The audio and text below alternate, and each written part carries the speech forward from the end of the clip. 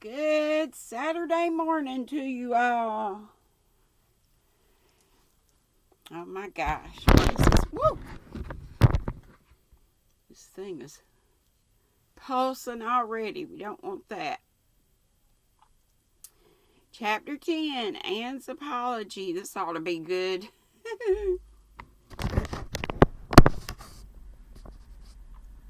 Do that. Marilla said nothing to Matthew about the affair that evening, but when Anne proved still refractory the next morning, an explanation had to be made to account for her absence from the breakfast table.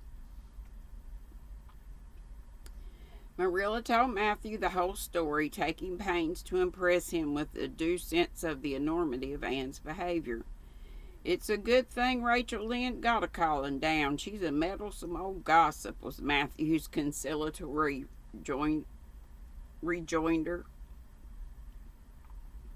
"Matthew Cuthbert, I'm astonished at you. You know that Anne's behavior was dreadful, and yet you take her part. I suppose you'll be saying next that she oughtn't be punished at all." "Well, now." "No, not exactly," said Matthew uneasily. "I reckon she ought to be punished a little. But don't be too hard on her, Marilla. Recollect, she hasn't ever had anyone teach her right. You're going to give her something to eat, aren't you?" "When did you ever hear me starving people into good behavior?" demanded Marilla indignantly. "She'll have her meals regular, and I'll carry them up to her myself, but she'll stay up there until she's willing to apologize to Mrs. Lynde, and that's final, Matthew." Breakfast, dinner, and supper were very silent meals, for Anne still remained obdurate. After each meal, Marilla carried a well-filled tray to the east gable and brought it down later on, not noticeably depleted. Matthew eyed its last descent with a troubled eye. Had Anne eaten anything at all? When Marilla went out that evening to bring the cows from the back pasture, Matthew, who'd been hanging about the barns and watching, slipped into the house with the air of a burglar and crept upstairs. As a general thing, Matthew gravitated between the kitchen and the little bedroom off the hall where he slept. Once in a while he ventured uncomfortably into the parlor or sitting room when the minister came to tea, but he had never been upstairs in his own house since the spring he helped Marilla paper the spare bedroom, and that was 4 years ago. He tiptoed along the hall and stood for several minutes outside the door of the east gable before he summoned courage to tap on it with his fingers and then open the door to peep in. Anne was sitting on the yellow chair by the window, gazing mournfully out into the garden. Very small and unhappy she looked, and Matthew's heart smote him. He softly closed the door and tiptoed over to her. "Anne," he whispered, as if afraid of being overheard, "how are you making it, Anne?" Anne smiled wanly. "Pretty well. I imagine a good deal, and that helps to pass the time. Of course it's rather lonesome, but then I may as well get used to that." Anne smiled again bravely, facing the long years of solitary imprisonment before her. Matthew recollected that he must say what he had come to say without loss of time, lest Marilla return prematurely. "Well, now, Anne, don't you think you better do it and have it over with?" he whispered. "It'll be done sooner or later, you know, for Marilla's dreadful determined woman. Dreadful determined, Anne. Do it right off, I say, and have it over." "Do you mean apologize to Mrs. Lynde?" "Yes, apologize. That's the very word," said Matthew eagerly. "Just smooth it over, so to speak. That's what I was trying to get at." "I suppose I could do it to oblige you," said Anne thoughtfully. "It would be true enough to say I am sorry, because I am sorry now. I wasn't a bit sorry last night. I was mad clear through, and I stayed mad all night. I know I did, because I woke up 3 times and I was just furious every time. But this morning it was over. I wasn't in a temper anymore, and it left a dreadful sort of goneness, too. I felt so ashamed of myself, but just couldn't think of going and telling Mrs. Lynde so. It would be so humiliating. I made up my mind I'd stay shut up here forever rather than do that, but still, I'd do anything for you if you really want me to. Well, now, of course I do. It's terrible lonesome downstairs without you. Just go and smooth things over. That's a good girl. Very well, said Anne resignedly. I'll tell Marilla as soon as she comes in. I've repented. That's right, Anne, but don't tell Marilla I said anything about it. She might think I was putting my oar in, and I promised not to do that. Wild horses won't drag the secret from me, promised Anne solemnly. How would wild horses drag a secret from a person anyhow? But Matthew was gone. Scared at his own success, he fled hastily to the remotest corner of the horse pasture, lest Marilla should suspect what he had been up to. Marilla herself, upon her return to the house, was agreeably surprised to hear a plaintive voice calling, "Marilla," over the banisters. "Well," she said, going into the hall, "I'm sorry I lost my temper and said rude things, and I'm willing to go and tell Mrs. Lynde so." "Very well." Marilla's crispness gave no sign of her relief. She'd been wondering what, under the canopy, she should do if Anne did not give in. "I'll take you down after milking." Accordingly, after milking, behold Marilla and Anne walking down the lane, the former erect and triumphant, the latter drooping and dejected. But halfway down, Anne's dejection vanished as if by enchantment. She lifted her head and stepped lightly along, her eyes fixed on the sunset sky, and an air of subdued exhilaration about her. Marilla beheld the change disapprovingly. This was no meek penitence such as it behooved her to take into the presence of the offended Mrs. Lynde. "What are you thinking of, Anne?" she asked sharply. I'm imagining out what I must say to Mrs. Lynde," answered Anne dreamily. This was satisfactory, or should have been so, but Marilla could not rid herself of the notion that something in her scheme of punishment was going askew. Anne had no business to look so rapt and radiant. Rapt and radiant, Anne continued until they were in the very presence of Mrs. Lynde, who was sitting knitting by her kitchen window. Then the radiance vanished. Mournful penitence appeared on every feature. Before a word was spoken, Anne suddenly went down on her knees before the astonished Mrs. Rachel and held out her hands beseechingly. "Oh, Mrs. Lynde, I'm so extremely sorry," she said with a quiver in her voice.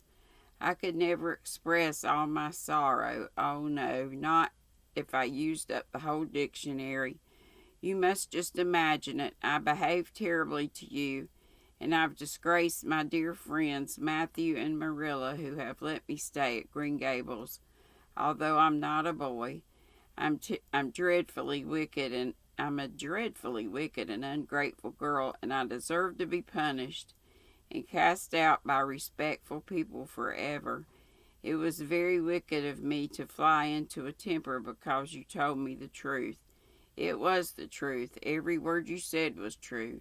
My hair is red, and I'm freckled and skinny and ugly. What I said to you was true, too, but I shouldn't have said it. Oh, Mrs. Lynde, please, please forgive me. If you refuse, it will be a lifelong sorrow on a poor little orphan girl. Would you, even if she had a dreadful temper?" "Oh, I'm sure you wouldn't. Please say you forgive me, Mrs. Lynde." Anne clasped her hands together, bowed her head, and waited for the word of judgment. There was no mistaking her sincerity. It breathed in every tone of her voice. Both Marilla and Mrs. Lynde recognized this unmistakable ring, but the former understood in dismay that Anne was actually enjoying her valley of humiliation, was reveling in the thoroughness of her abasement. Where was the wholesome punishment upon which she, Marilla, had plumed herself? Anne had turned it into a species of positive pleasure. Good Mrs. Lynde, not being overburdened with perception, did not see this. She only perceived that Anne had made a very thorough apology, and all resentment vanished from her kindly if somewhat officious heart. There, there, get up, child, she said heartily. Of course I forgive you. I guess I was a little too hard on you. Too hard on you anyway, but I'm just such an outspoken person. You just mustn't mind me, that's what. It can't be denied your hair is terribly red, but I knew a girl once, went to school with her, in fact, whose hair was every mite as red as yours when she was young. But when she grew up, it darkened to a real handsome auburn. I wouldn't be a mite surprised if yours did, too. And, let's see, if yours did, too. Not a mite. Oh, Mrs. Lynde, Anne drew a long breath as she rose to her feet. You have given me a hope. I shall always feel that you are a benefactor. Oh, I could endure anything if only I thought my hair would be a handsome auburn when I grew up. It would be so much easier to be good if one's hair was a handsome auburn, don't you think? And now may I go out into your garden and sit on that bench under the apple trees while you and Marilla are talking? There's so much more scope for the imagination out there. Laura, yes, run along, child. And you can pick a bouquet of them. You can pick a bouquet of those white June lilies over in the corner if you like. As the door closed behind Anne, Mrs. Lynde got briskly up to light a lamp. She's a real odd little thing. Take this chair, Marilla. It's easier than the one you got. I'd just keep that for the hired boy to sit on. Yes, she certainly is an odd child, but there's something kind of taken about her after all. I don't feel so surprised at you and Matthew keeping her as I did, nor so sorry for you either. She may turn out all right. Of course, she has a queer way of expressing herself, and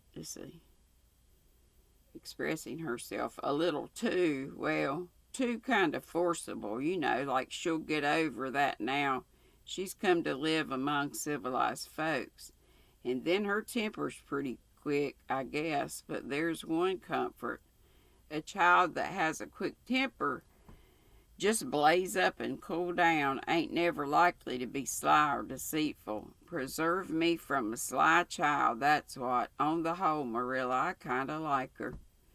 When Marilla went home, Anne came out of the fragrant twilight of the orchard with a sheath of white narcissi in her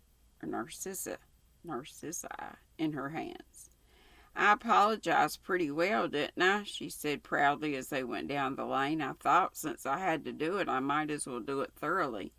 You did it thoroughly all right enough, was Marilla's comment.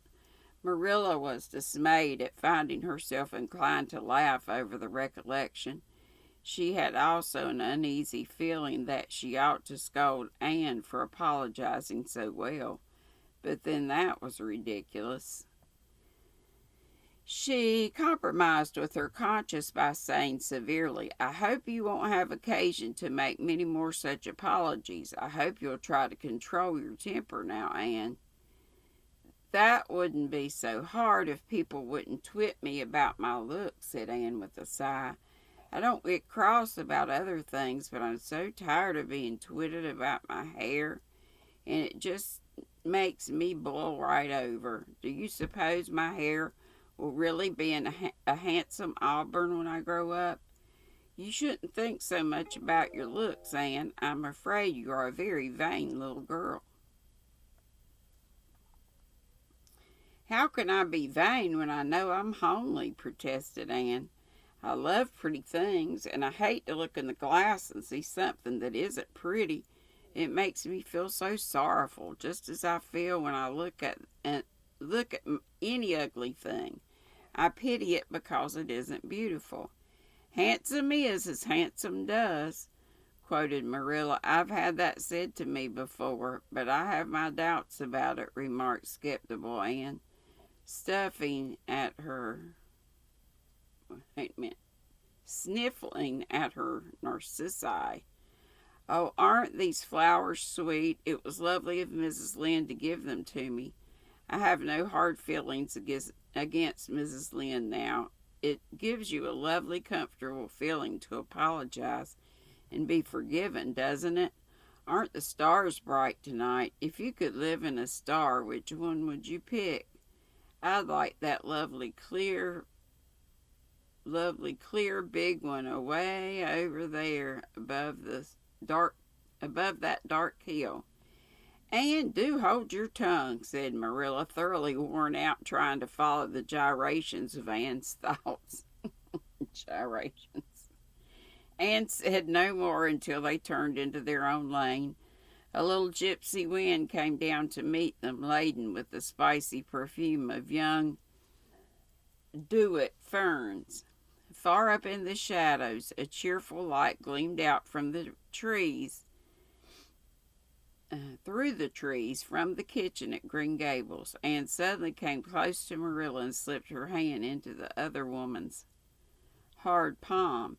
It's lovely to be going home and know it's home, she said. I love Green Gables already, and I never loved any place before. No, please. No place ever seemed like home. Oh, Marilla, I'm so happy. I could pray right now and not find it a bit hard. Something warm and pleasant welled up in Marilla's heart,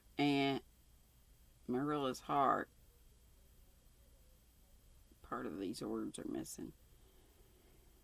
Marilla's heart at touch of that thin little hand in her own, a throb of the maternity she had missed, perhaps. Its very unaccustomedness and sweetness disturbed her. She hastened to restore her sensations to their normal calm by inculcating a moral. If you'll be a good girl, you'll always be happy, Anne, and you should never find it hard to say your prayers. Saying one's prayers isn't exactly the same thing as praying, said Anne meditatively. But I'm going to imagine that I'm the wind that is blowing up there in those treetops. When I get tired of the trees, I'll imagine I'm going, waving down here in the ferns, and then I'll fly over to Mrs. Lynde's garden and set the flowers dancing. And then I'll go with one great swoop over the clover field, and then I'll blow over the lake of shining waters and ripple it all up into little sparkling waves. Oh, there's so much scope for the imagination in wind. So I'll not talk any more just now, Marilla. Thanks be to goodness for that, breathed Marilla in devout relief. So that's it. Chapter 10. Next time we'll be on Chapter 11, Anne's Impressions of Sunday School. That ought to be good. Okay, see you later. I'll be on at 3 today. Since it's Saturday, I think. I hope I got my days right. Yeah, Saturday. Tomorrow's my child's birthday, my youngest. She'll be 28, I believe.